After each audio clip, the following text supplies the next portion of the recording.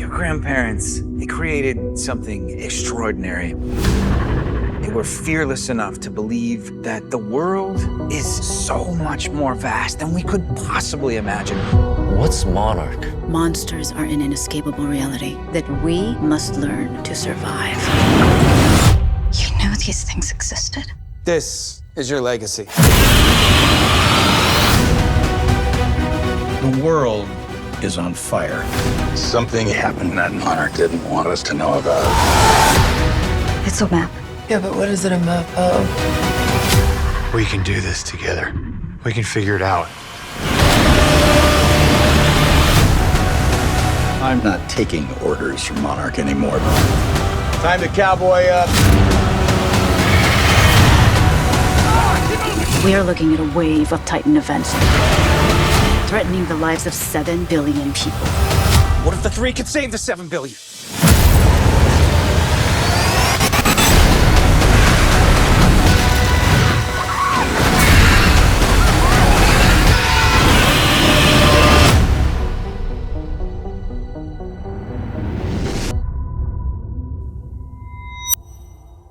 There they are. Scott who? Scott who? Scott? Scott, it's. They said I can't pronounce your last name. Yeah, is it Savlov or what?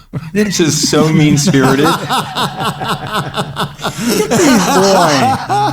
Look So at mean-spirited. look at us with you. I know. It's been forever. We were on the phone for an hour last night doing serious things. You guys good? This is fun. This is really fun, isn't it? This is really good. We've waited a while, and it's it's actually nice to finally do this, to finally get together. Well, I've only been asking you guys for 3 years, so we wanted it to be good, and so now we got actors. Yeah. We are talking to both Wyatt and Kurt Russell, or Kurt and Wyatt Russell, same person, Leash from Monarch, Legacy of Monsters on Apple Plus, seen on Fridays. I'm your host, Scott Savlov. They messed up my name. I won't. From the path here, guys, thank you for joining us. The cool thing about watching you guys, knowing you as people, but then watching you, the question that the first episode was, okay, which I didn't ever ask you, chicken or egg? Wyatt, did you have to watch your dad to know his mannerisms? Kurt, were you watching Wyatt to know his mannerisms? Because you guys are around each other a lot. Just so people like get to know you. I think we need to preface this. Yeah, what do they say this? Full disclosure. Yeah. Scott Savlov is one of our best friends. He's in the top 3. Yeah. So it's of all the people I've talked to in my life, I may have talked to Scott Savlov more than anybody in my life. Hours on the phone, hours wise, and we're great friends. So this is totally bizarre because we've never done anything like that. I've never done anything like this with somebody I know so well. Yeah, I know. Who knows me so well. I know. So, it's like, where do and you you're free to bust me at every turn. Exactly. It's like, come on. But to me, when I'm watching, I'm like going, I see you guys whether we're hanging out, we're in meetings, whatever we're doing, you're very similar anyway. Mm-hmm. And I'm sure people have told you that, but to do it for real, for people who don't know how close you are as father-son, you're like in my mind, I was very close to my dad, and I love that relationship. And for you guys, you're always very close. You live near each other. You spend time together. There are moments that you probably need to go do your own things, which you do. Right. But to do the same character in Monarch is not easy because you have to do everything the same.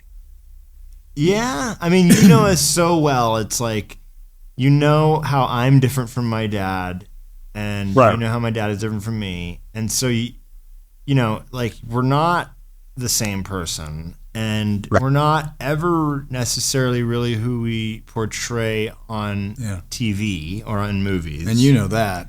You know, Right. Yeah, you know that better than anybody. And so when we do go to work, like when we're working together, you've seen my dad and me disagree.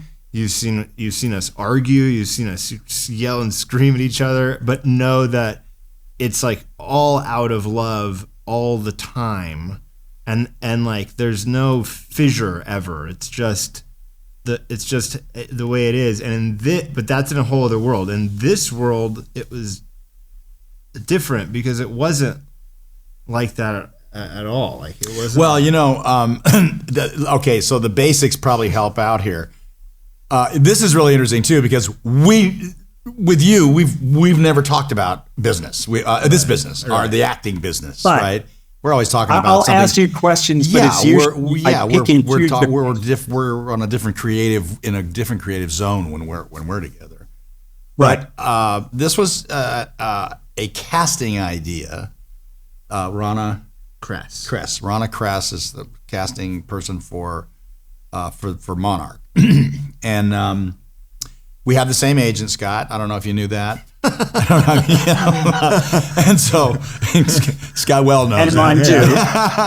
There'll be a lot of that here the next time. But anyway, you know, he contacted us and it was like, this is an interesting idea, guys.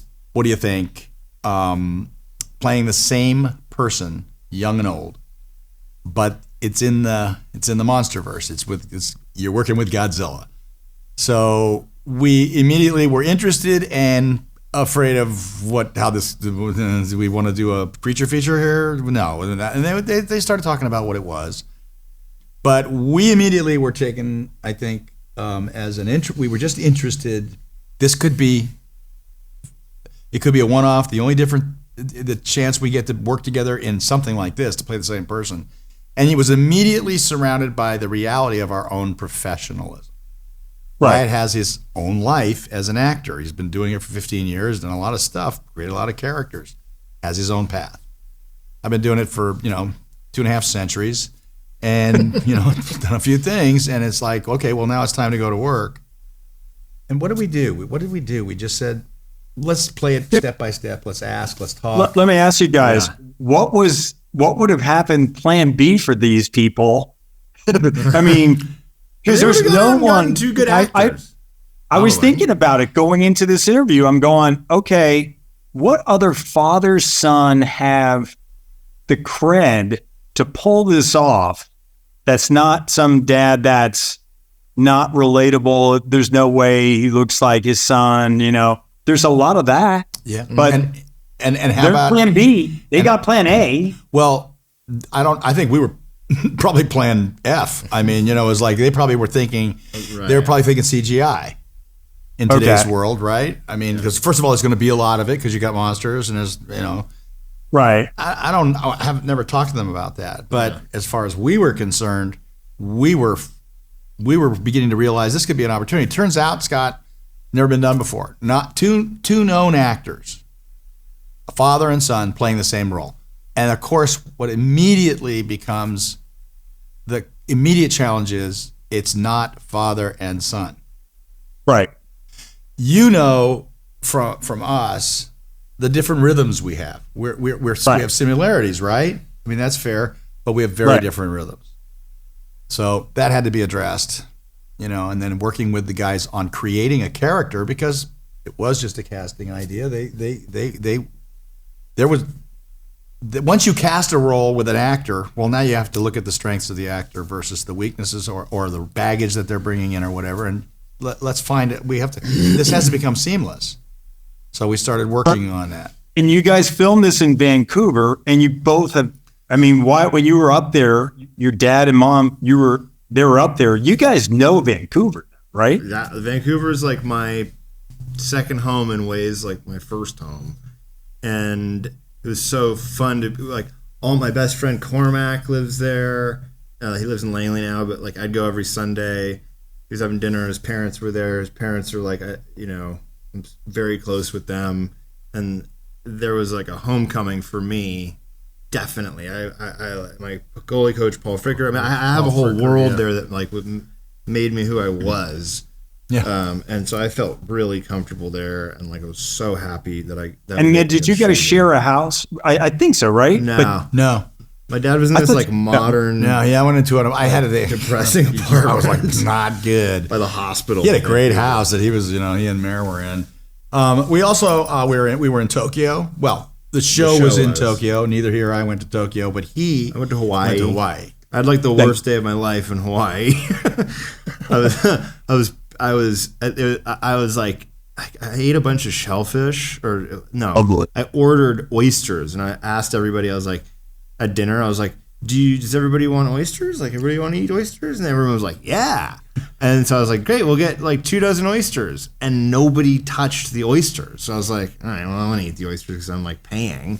So I like jammed a bunch of oysters, and they were good, but they were like huge. And they were from Vancouver, but we were in Hawaii. So I was like, yeah, and they're really big. And the next day, I went and I had the worst food poisoning I've ever had. And I never forget, like, it's on Kualoa Ranch, which is like a very famous ranch in Hawaii for shooting.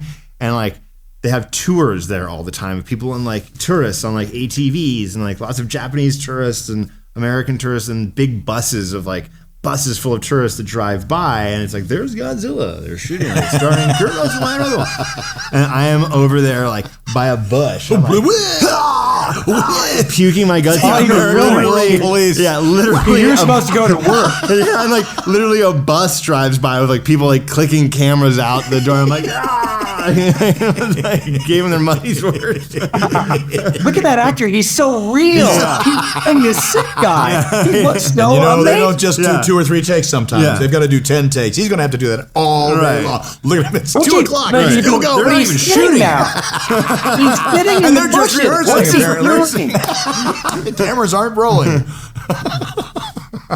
For you guys working with, you mentioned Godzilla and working with like in front of a green screen, right? Now, Kurt, when you guys made with your John Carpenter movies, right, those the special effects on those, I mean, how amazing could those films have been if they had today's technology? Well, that one's being remembered now for how great those puppets were. That were Rob Bottin's. They're classic now. I mean, whenever you talk to anybody in that world, it's Rob Bottin is the godfather of what was done. I'd done a lot of stuff at Disney as a young guy. That was what we used to call green screen, right? And I've done a lot of wire gags and stuff with But it's always fun to do it when it's there, when everything's there. And it's better than a black gobo with an X on it that's they've got moving around and stuff. But you know what it is. You look at the storyboards, you talk with the director, you pretty much know what's going on. And then when you see it, it's always amazing that it looks pretty good. Looks like that tail's actually going over their head. And looks like that for you, Wyatt. I mean, this was a new experience, right? I don't remember seeing any of your stuff is that you've had like a monster that you're facing. Not a monster like that. Like Overlord was like, Nazi zombies. There was some effects that made him look like a Those monster. are actors, right? They were actors playing it. They just had like After Effects. Was there any like I guess I really haven't played. Black Mirror. Black Mirror I had to work with Dan. I remember Dan Trachtenberg, and like there was a moment where I had to like squash a spider, and the spider was CGI, and then they were like, okay, now you're gonna come around and you're gonna get scared by this other spider. And the whole idea of the episode was that he's been put into a situation that's all audio visual, nothing can actually hurt you. He's told that, so he knows that. And I was like, well, like if I know that like nothing can hurt me, how do I play that? Then whatever I see, like I'm not going to be scared by it because it's not. And he's like, no, this is a big spider. I'm like, well, okay, but a big spider. I know it's coming. I know, like if I see it, I know. He's like, no, it's a really big spider. And I was like, well, can you show me the spider?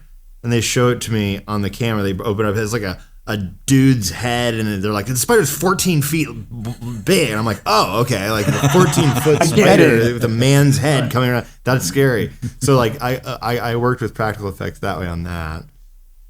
Oh, wow. What is all this anyway? Hopes, dreams, ambitions. It's what we wanted Monarch to be before they lost their way. Look at them now. They're chasing you guys instead of monsters. Did our dad really work for them? For Monarch? It is your family business. He knew these things existed.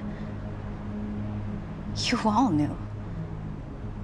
You could have warned people, try to stop it. Hey, that's exactly what we were trying to do. But you were there, you saw it. You really think anything on Earth could have stopped it? Stopped that? Then he threw his life away for nothing. It's not our family business. It's the family curse. For this one, I mean, for you, Kurt, the cast is young. Yes. For Yes. My group, right? Right. Is a young group. I mean, they're it's Renna and Ren and these young actors. Anna Sawai, Kiersey Clemens, and Ren Watabe. Right. So Anna is going to be starring in Shogun right after this comes out. So she's going to have a 1-2 punch going pretty strong. It's kind of like what's going on with him right now, doing this, and then immediately following it with Night Swim. And then possibly following it with another movie that Marvel movie that he's going to do, but maybe gets work in there somewhere too. My guys were really good. Anna is she's the camera likes Anna. It's right there, and she's very good, very subtle, very good. Kiersey just kind of immediately grabs you.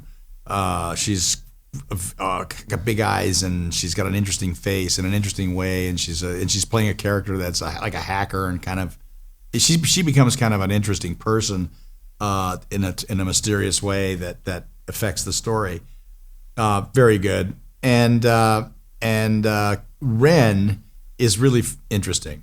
Ren is a Japanese, completely authentic person, just a really great regular guy, very kind of old school, what we Americans think of as old school Japanese, very kind of stoic, and in an honest way. Mm-hmm. And he's a chef, and he's 23. I think he's 23 years old. Never done anything. Yeah, like innately cool. Innately cool. Yep. And that was my group, and because we're going through this experience sort of together. I'm this sort of at that point. This mysterious character, Wyatt starts it all out. It always goes back and forth all the way through the show. Right.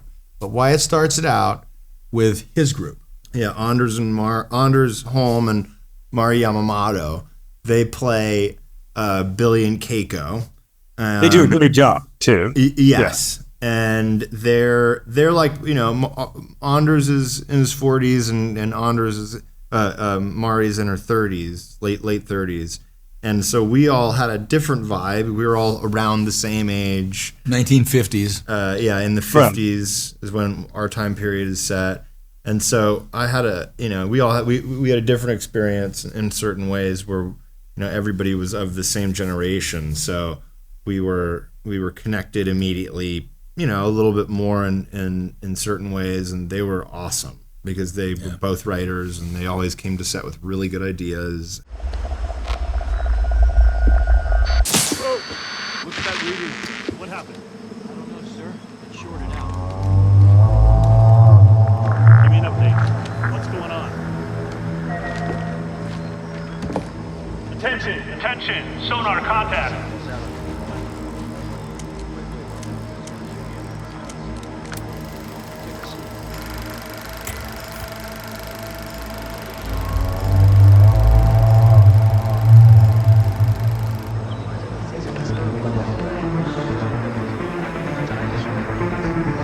Is that armor? What the hell does that thing need protection from? us.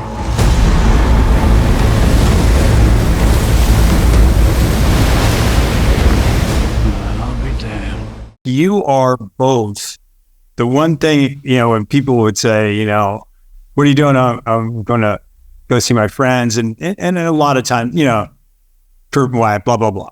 And the one thing I really admire, you're both phenomenal writers. You write extremely well for dialogue and how to appeal to people.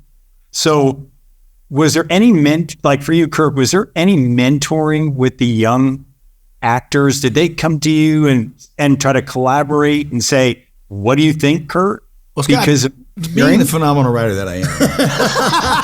I could say it, you can't. That's all. Well, let me qualify this by saying, before your answer, so I could give this. I had a wonderful opportunity, Wyatt. You were dealing with some stuff, and your dad and I met, and we were writing. And your dad would then read the copy of what we put together.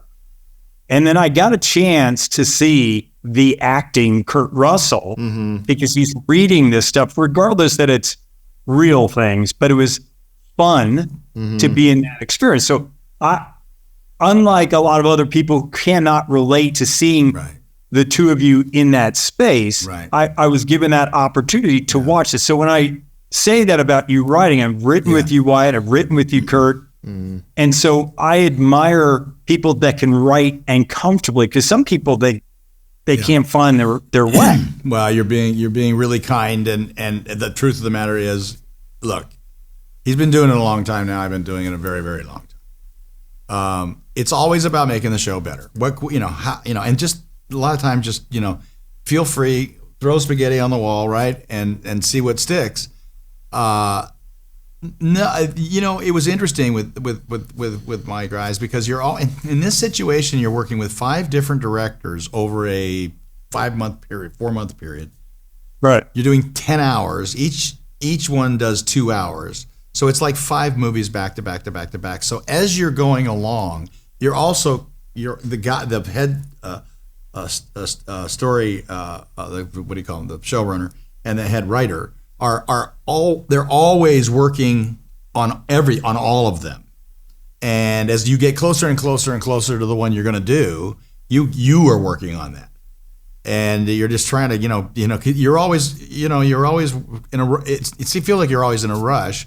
The weekends are fabulous because it gives you some time. But in this case, but you're writing, Kurt, also, normally you're writing for you. You're writing for the two of you because you both have to set. That's what was interesting, because as we talk about things, we kind of kick some ideas back and forth, run it by the guys. And there were differences of opinion in all fairness and honesty, and why, that's what making movies is. You collaborate, you go back and forth, you work hard, you don't be afraid of each other, you embrace each other and say, why don't you like that? Why do you like this? What is this? Why does this work? Why, I can tell you. And a lot of times I find that when you play it, then they see it. Right. But if you just give it to, and I don't write to sell. There's 2 kinds of writing. Right. One is to write seductively and to sell. Right. That's what most writers do. And they need to learn to do that. I don't. I'm a trench worker. There's no selling here. I'm going to write this because there's 3 transitions here that have to happen, and the ones you've got written can't, because it's just seductive writing. The dog gets run over, and 2 seconds later, I'm giving the leading lady a big kiss, and everything's hunky dory. Can't be done, guys. We got some transitions here. Right. Vice versa. It's interesting to learn when somebody writes something what they meant that I couldn't read and understand. So you're constantly in this, right? I mean, I don't want to go on and on about it, but you're constantly in this world of give and take. And once it's seen and it's put on its feet a little bit, then it begins to show its true colors. Is this working? Is it entertaining? Does it tell story? And it sounds like a writing class, but as actors, you got to make it happen. As directors, you got to make it. We need to know where to look and why. Focus is important. pacing. And the enthusiasm with which you write needs to match the, it needs Moment. to match the moment. Right. So like what's great, why I like how my dad writes, it's similar to a lot of how Richard Linklater wrote, or how Tracy Letts wrote scenes in a movie I did, or the Tracy Letts, again, great actor. Like he's a great actor. Yeah. And Divorce, he plays again, and a great writer, and there's always this enthusiasm with which you can feel it coming off the page, and it's not just being written to like get through the scene. That's being written with this purpose of earning all the transitions and earning this moment and making sure that everybody in this scene has purpose and everybody in this scene is in the same scene. You're not violating characters or violating rules that happen later on. But enthusiasm, like I've always loved the way my dad did that. And I feel like I have carried that with me, which is like, if you can't get enthusiastic about your writing process and you're only going to intellectualize it, you're not going to allow it to be visceral at all, then you've got to find that thing in you that makes it a visceral, hits you viscerally, and letting it also like the scene live and breathe, which can be difficult sometimes, especially when you're dealing with TV, because you're always dealing with like, we only have this much time, and you're like, the scene's not there yet. So always writing like, okay, what's the next moment? What's the next moment? What's the next moment? And don't try and go, this character needs to get here by the end of the scene, so we're just gonna like take a shortcut and go through all of the important stuff. And it's fun to work with really good writers. And through the years, you learn from them, It makes sense. So for you guys, though, this is a streamed, again, Monarch, the way that it's constructed, for Apple Plus is almost like you guys are doing a TV series. Yeah, it's kind of doing a TV series. Yeah. It is. 10 years ago, if I would have asked the two of you, hey guys, are you going to do a TV series? The both of you would say to me, hell no. Some of the best stuff now is streaming, and it's nothing wrong with it. Even before that, and by the way, there was some stuff on I don't know what, like shows like Breaking Bad and like come on, it's like as good as it gets. Period. Mad Men. Talk about great writing. Wow. Yeah. The other, the Irish actor Jamie Dornan, who knows both of you and knows me, there's that connection again. Yep.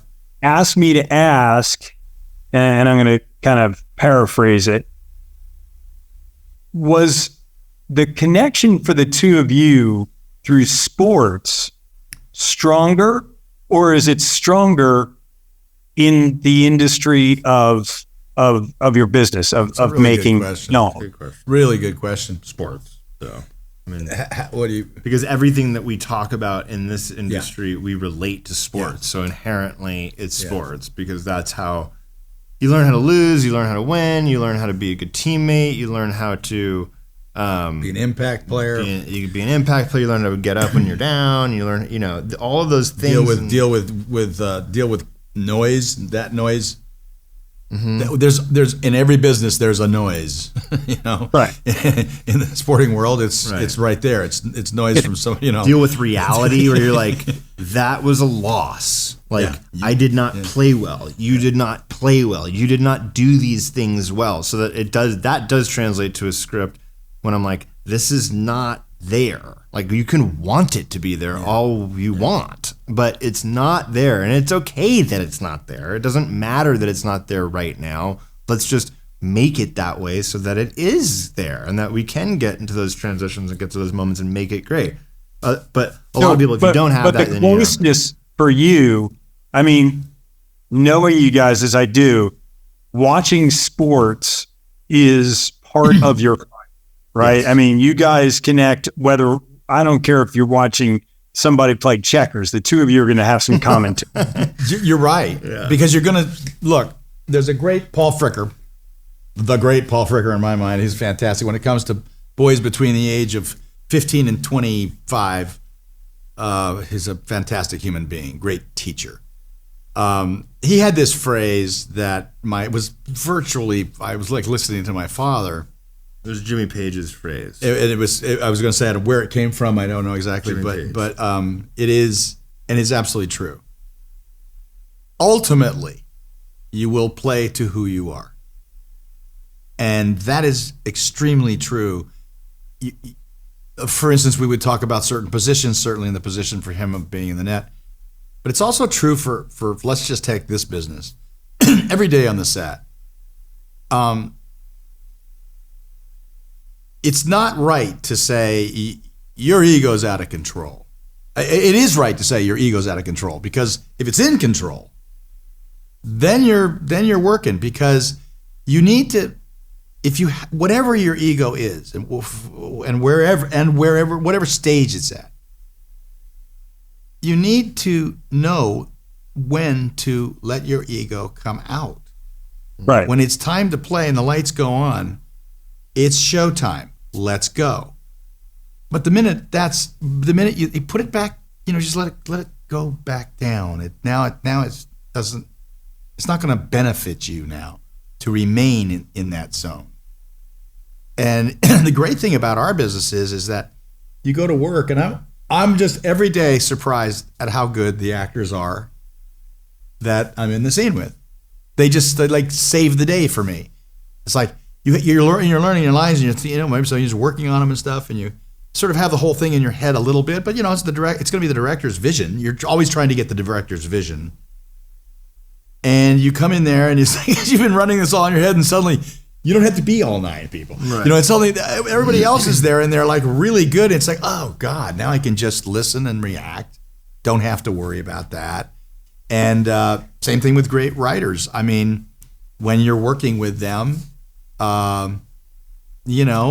all of a sudden they come up with great stuff, and you go, oh well, that's fabulous. There you go. But it's team play.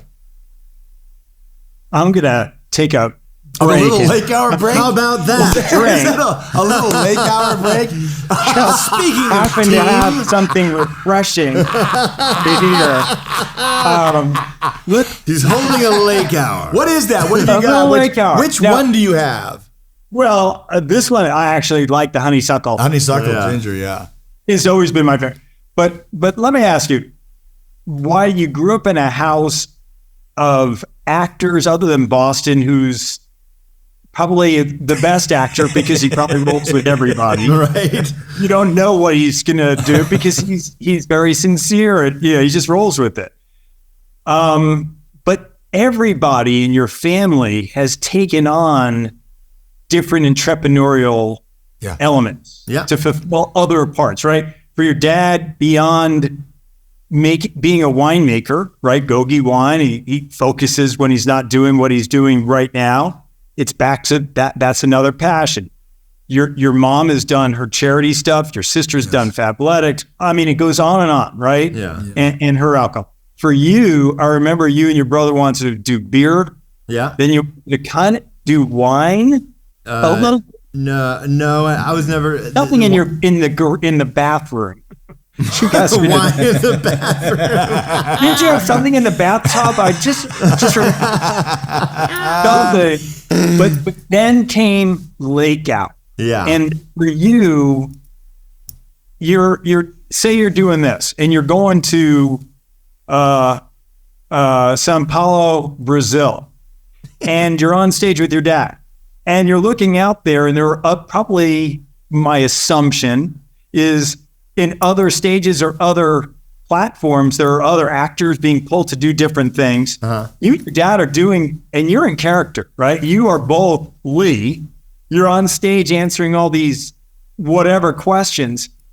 As soon as you get off stage, you look at your phone, you've got to now go answer mom and pop grocery store going, F, are you talking about? That's not the price. Yes. Your brain has to then switch out. Like for you, Kurt, dealing with your wine, you want to ship it there. How much fun or how hard is it for you to then flip that switch?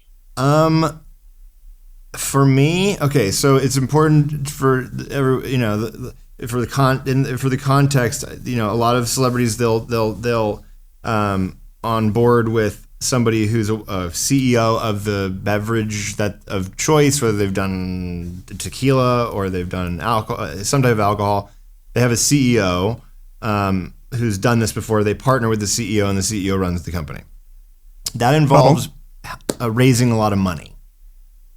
For me, Rich Pete, my better half, my partner in crime, he and I came up with this idea, but he was the one who came and first said, like, what about doing a thing called, like a drink called Lake Hour, like an RTD. We were drinking High Noons and Ranch Waters, and so it started there. And when we both decided, like, he called me and he was like, do you really want to do this? And I was like, yeah, absolutely. Here's my problem. I don't have social media. I don't want to get social media. The whole point of the drink is that, like, put your phone down and have a real moment with people. Like, that's what drinks are fun to do. Like, around the campfire, doing whatever you're doing at the lake, and enjoy your moment. So that it's a brand that I could actually get behind in a very real way. The only problem was he grew up on a lake in Muskoka. As a kid. And Rich lives on a lake in upstate New York. It's very authentic. It is who we are. It's not even authentic to who we are. It is truly who we are. And I went, okay, if I'm going to do something like this ever, this is going to be it. But the only way it's going to work is if I do it with Rich. And Rich and I were like, all right, Rich is a great producer. And we started going down this road, and it quickly became my day job to co-CEO this company with Rich. And that meant learning about the industry. It was so fun to learn a completely new world with totally new people. And what's great about it is, like, I always kind of feel like I'm at the bottom.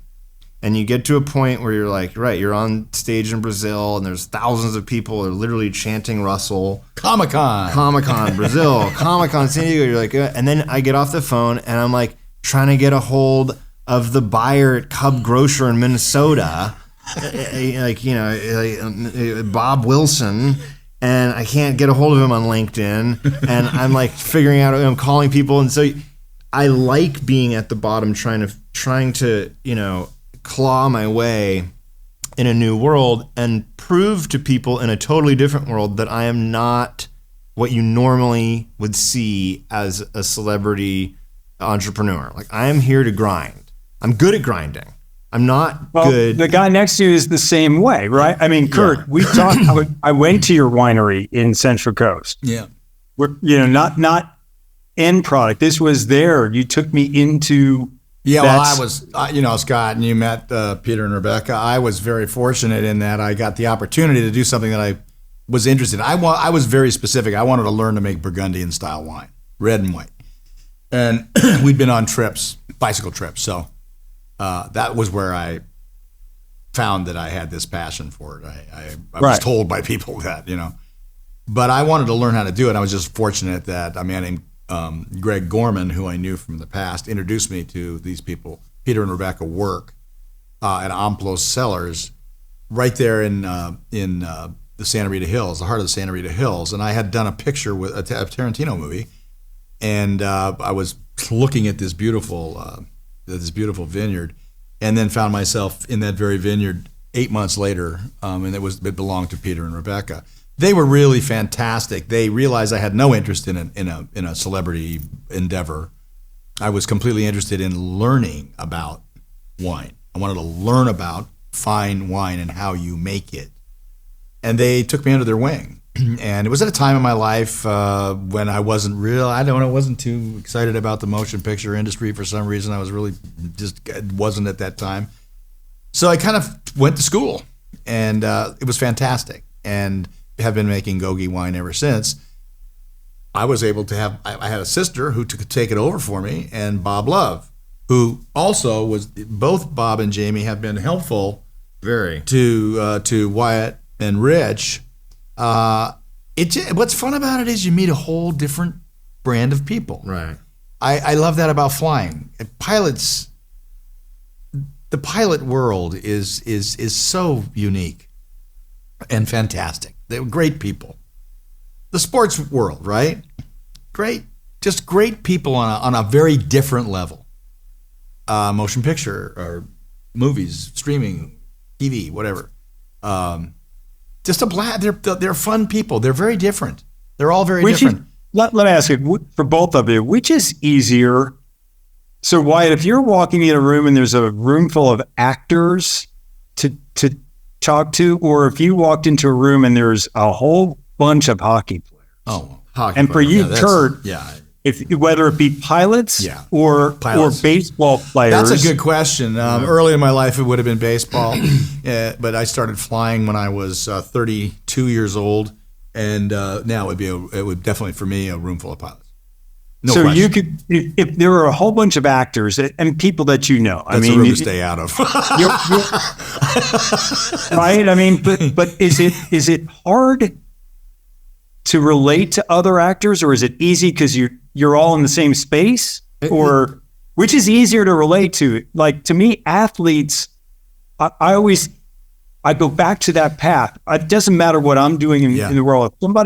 If I'm sitting there and someone says, "Hey, you want to play golf tomorrow with some pitcher?" One of my favorites, Dwight Gooden, and I go, "Hell yeah!" Yeah. I go out there. The whole conversation for me, he probably is like, another dude wants to talk about pitching. Busman's holiday. Yeah. For 15 holes, this idiot was like asking me questions, but it's so relatable to me, an easy conversation. That's my set. For the two of you, you're pulled out in different directions, right? I mean, we all have families, but when you walk in that room, is it just an easier conversation with the athlete, or is it? Oh yeah.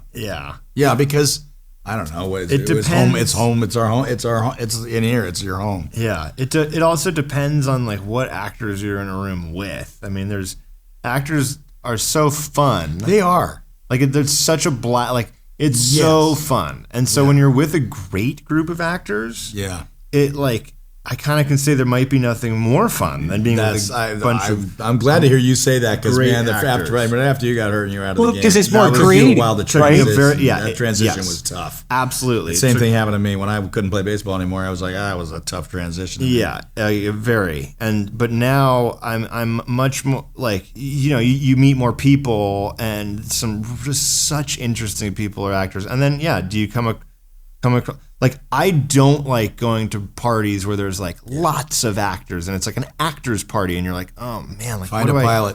What do I talk about? Like I don't want to talk about it. That's not entirely true. I mean, I'm kind of like better at it now, but definitely when I first came out, it was hard to do. But I know exactly what you mean, and Mare's been a big part of that. Goldie was a big part of that for me. Mare's been a huge part of that. If it wasn't for Goldie, I wouldn't know anybody in that business. Yeah, and that's being expanded by your partner. And I was definitely expanded by my partner in so many ways. And they are. I mean, I got to give it to actors. They're just entertaining. They're funny. They're creative. They're very creative people. But when you compare it to other worlds like you're doing right now, I have to be honest. I can't lie. Well, I can't make. I gotta tell you, I emceed at the Improv when I was a young guy, and hanging out with comedians was not fun. No, I found most of them have like a darkness. Right. That's really not right. Unless it's Marty Short. Right. I just think he's not really a comedian. I think he's an entertainer. Yeah. He's like in the Danny Kaye world. Yeah. I mean, exactly. There's no boundaries to Marty Short. Exactly. But I mean, when you work with comedians, they're fantastic. Mm-hmm. I mean, they're maybe the most talented people. Well, you were comedy one of my actors favorites, get shortchanged. Robin Williams. Kurt. Robin Williams, unbelievable talent. I mean, really, unbelievable talent. Why do you like that movie? Do you like Best of Times? I love that's a fun one. I haven't. Peyton Manning likes it. Oh yeah, Peyton's like favorite. Peyton really movie. likes that movie. He always references it. I love that movie. Yes, it's a great movie. Kurt and I were walking in. Wyatt, you were. I think you were playing, or no, you were making a movie, and you weren't at a meeting that your dad and I went to, and your dad was kind of like thinking about 8 million things what he wanted to say, and I saw your brain working, and I just wanted to tease him. And I guess, like a director, I guess, in theory. And I said to your dad, he's wearing his white shoe. He's wearing his white shoe.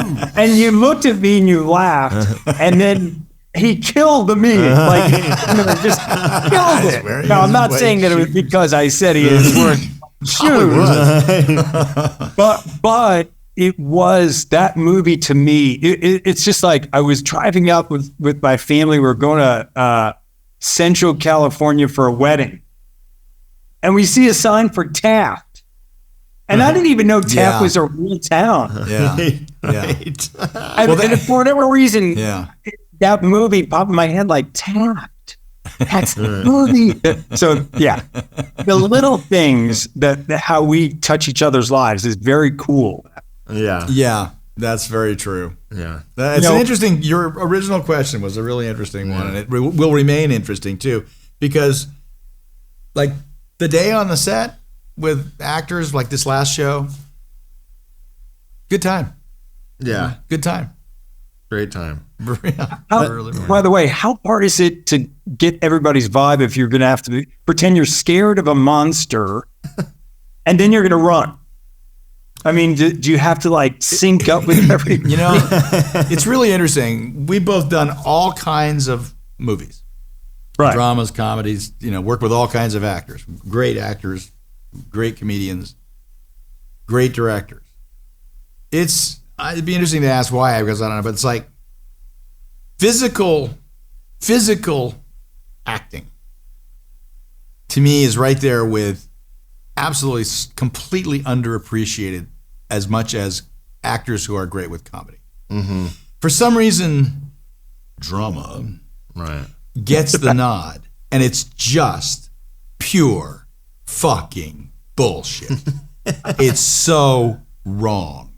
Right. And it will, and that whole part, anything to do with it, I'm out. You don't get it. You don't know. You haven't done it. And when you put some of those people in a room with those other people that can do, they shrink. I've watched it for 62 years. When you really have to, like, that was the thing. I played hockey. Hockey's an intense sport. You can get hurt. It's, all that. The first day that I had to do a fight scene all day from like 7:30 in the morning to 9 o'clock at night, and you're doing 150 takes of same intensity every time. Every time. I don't know which one they're going to print. And then it's like, oh, okay, and by the way, you got to come back for the rest of the week. We're doing the fight scene the whole week. Yeah. You're holy shit. Okay, like this is different. Like this is a different raining, by the way. Thing. Did I mention that it was, it happens to be the coldest week that week in Moorpark, California. Right. It's raining. It's raining, and then it freezes. So now you're playing on ice. Well, it's concrete. That's that jaggedy concrete. Right. That was best of times, actually. Oh, and here comes, and then here comes the guy to knock you on your ass. Is going to take 6, and you're dragging along this fucking broken. I mean, people don't, but you still got to play it. Mm-hmm. You still got to play it for laughs, maybe, or whatever. There's such a lack of understanding when you see those actors that are heralded for just their dramatic ability in that environment. They're lost. Yeah, they just shrink. And it gets very little credit. And I'm not talking about things I do. I'm talking about things anybody does. Yeah, that's not easy. It's certainly not easy. No, it's not. And you don't get to go. You don't get to say like, I don't feel good today. I'm not coming in, or I have the flu. I'm not coming in. Like it's not allowed. That like is not allowed. One or 2 days when you get sick, every once in a while that happens. But it's like I had mono, and we could not finish the movie because if we went into the next month, it was going to be January, and we're going to get into Christmas. And it was going to be like a whole tax thing for the studio, and it was going to be a fucking nightmare. And so I was like, all right, fuck it. Like, There you go. I go. just got diagnosed with mono last week, and it's night shoot. So let's. And it's really a drag when you just can't kiss the really good leading man. So I mean, that's really horrible when you got mono and it. No, you're not going to do that. Doesn't work. Nothing going to happen. As we're winding this down, for you guys, the success of Monarch Legacy of Monsters on Apple Plus has kind of given you something to do together. And you've always talked to me about how you want to do more things and always want to do things together. Does this kind of exercise, traveling internationally together, going on stage, doing stupid interviews with guys like me, still really motivate you and inspire the two of you to stay close and want to do more projects together? Yeah. It's always in our world, Scott, of acting, it's always what hits you, right? Yeah. I mean, it's just what hits you. If we were to read something tomorrow, Yeah, totally. we would go, the last thing we want to do is do something together. But man, this is So really good, good. you I know, mean, like- this is, Right. oh God. And, Yeah. Francis Ford Coppola's directing. All right.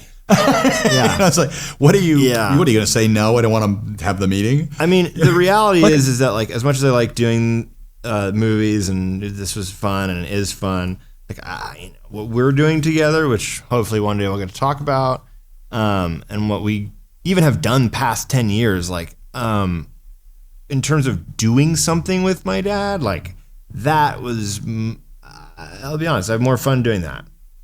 Like, Oh, you mean coming up with something to do? No, like doing what we were doing with Scott. Scott. You know, like sitting in the back room. We were going over legal contracts because no one really knew. Wow, this thing hadn't been done before, and no one really knew. And so my dad and I are sitting in a room, and we were smoking cigarettes at the time.